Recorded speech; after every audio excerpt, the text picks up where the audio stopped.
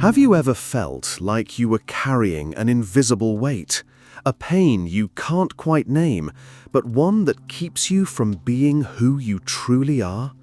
What if I told you that this sense of incompleteness, this endless search for something that always seems just out of reach, is far more common than you think?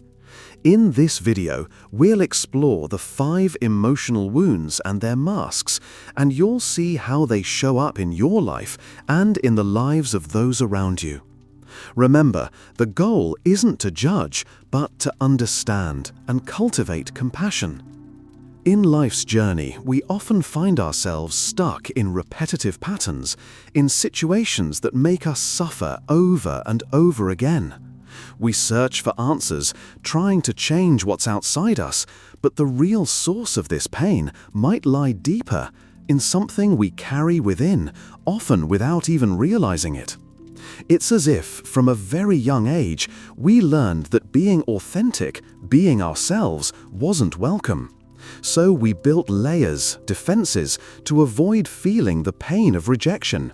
We convinced ourselves that by hiding these wounds, they'd simply disappear. But the truth is, they keep shaping our lives. But what are these defenses, and where does this persistent pain come from? After years of deep observation and countless case studies, the thinker Lise Bourbeau offered a revolutionary perspective. She revealed that all human suffering can be distilled into 5 basic emotional wounds. Each of these wounds, when triggered, leads us to create a mask, a new personality we adopt to protect ourselves from pain. And the most fascinating part, our own bodies, with their innate wisdom, give us visible clues about which of these wounds is active within us. The key to healing lies in recognizing these wounds and accepting them.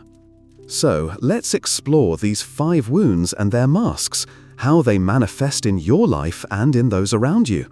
Once again, remember, the goal isn't to judge, but to understand and cultivate compassion. 1. The wound of rejection and the mask of the escapist. Imagine feeling like you don't have the right to exist, like your presence isn't wanted. This is the wound of rejection, the first to emerge in our lives, often even before birth. As an unwanted child, to protect yourself from this deep pain, you create the mask of the escapist. How to recognize an escapist? Physically, they seem to want to disappear. A narrow, contracted, slender body, as if trying not to take up space. There might be a lack of harmony between body parts, giving the impression that something's missing. Their eyes might appear small and empty, as if they're always drifting away from reality, or they may have dark circles. In behavior, the escapists seek solitude. They're usually well-behaved and quiet, spending most of their time in an imaginary world. They doubt their worth, feel useless, a nobody, and chase perfection to validate themselves. They avoid attention and may develop skin issues to avoid being touched. Their greatest fear is panic, and they flee or disconnect from situations that might trigger it, like blanking out during public speaking. This wound is typically experienced with the same-sex parent. The wound of abandonment and the mask of the dependent. The wound of abandonment manifests as a constant emotional hunger, a feeling of never having enough support or attention, often triggered by events like the arrival of a new sibling or absent parents. It emerges early, between ages 1 and 3, and is tied to the opposite-sex parent. To cope, you wear the mask of the dependent. How to recognize a dependent? The dependent has a body that seems lacking in tone, slender, thin and apathetic, with weak legs and a hunched posture, as if needing support. Their eyes are large and sad, reflecting their need for affection. Some body parts may appear droopy or flaccid. In behavior, the dependent tends to play the victim, dramatizing minor incidents to attract attention and sympathy. They cry easily, constantly seek advice, even if they don't follow it, struggle to accept no, and may insist until they get their way. They need others to make them feel important because they can't do it themselves. Their greatest fear is loneliness. They cling to others, using suffering to endure difficult situations, and sometimes use sex to keep people close. This wound is typically experienced with the opposite-sex parent. 3.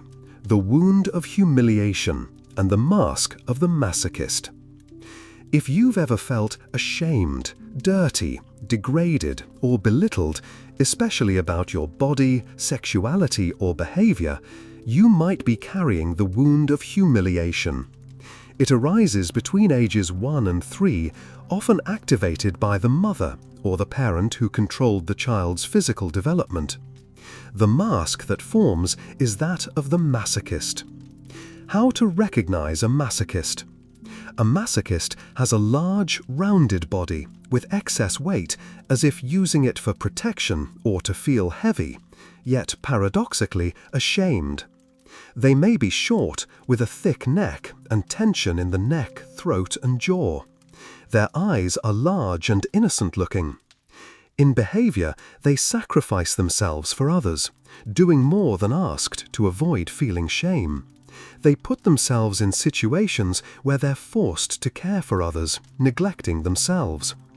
They struggle to express their real needs, feel disgust easily, and punish themselves preemptively, believing they're punishing others. They often belittle themselves, using diminutives or making themselves the butt of jokes.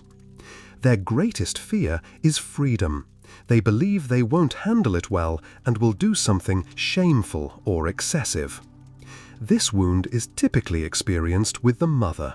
The wound of betrayal and the mask of the controller. The wound of betrayal stems from broken trust, unkept promises, or unmet expectations, especially in romantic or sexual relationships with the opposite-sex parent between ages 2 and 4. To avoid being betrayed again, you become a controller. How to recognize a controller? The controller's body exudes strength and power.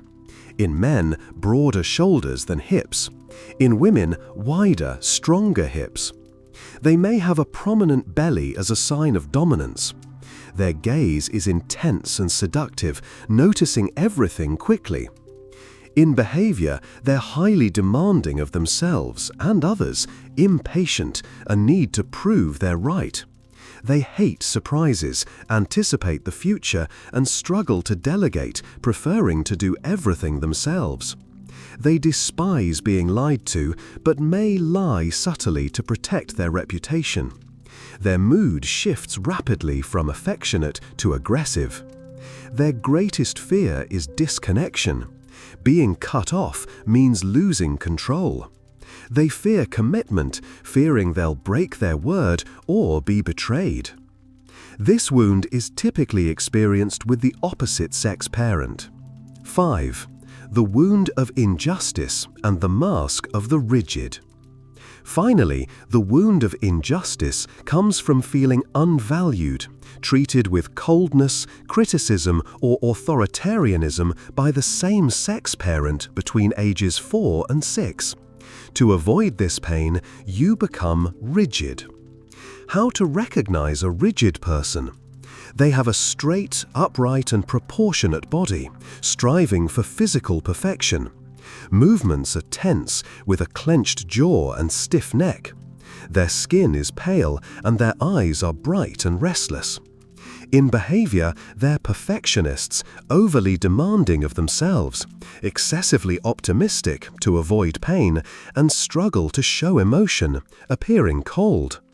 They pursue justice at all costs, but may be unfair to themselves and others by exaggerating, always, never, too much.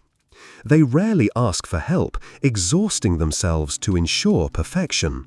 They endure pain and seek merit in everything they do. Their greatest fear is coldness. They go out of their way to appear warm and just, rejecting this trait in themselves or others. This wound is typically experienced with the same-sex parent. Hearing about these wounds and their masks, you might have felt a deep recognition, maybe even discomfort, and that's a sign of awakening. Our masks, though created to protect us from childhood pain, end up imprisoning us in adulthood, keeping us from living fully and being who we truly are. They were heroic acts of self-preservation for the child you once were, but now they've become the source of repetitive patterns that hold you back. Your pain isn't your enemy, it's an invitation to heal. It's your inner intelligence, your inner God, your true self, using your body and experiences to guide you home, back to your essence, to love, happiness, and harmony. What if the path to freedom isn't fighting your wounds, but embracing them with love and compassion? True transformation begins when you allow yourself to feel, without judgment, without guilt. When you accept yourself, you naturally stop attracting situations that hurt you. It's a paradox, but unconditional acceptance is the key. Behind every mask lies a strength, a quality buried under the fear of suffering. The escapist hides remarkable capability, the dependent resilience and sociability, the masochist boldness and sensuality, the controller leadership and the ability to relax deeply, and the rigid incredible creativity and precision. Remember, you are not your wounds. You are the whole being having a human experience. Every challenge, every pain is a chance to remember that. Thank you for walking this path of healing and truth with us. If this exploration of emotional wounds and self-discovery resonated with you, share your reflections in the comments. What would you be willing to let go of to finally become who you are, in a world that often rejects authenticity? If this video stirred your soul and sparked even a glimpse of awareness, let that light guide you deeper within. Here at Psikelogy, we don't just ask questions, we face them together. Dare to remove the masks. Dare to rediscover who you are beneath everything the world taught you to be.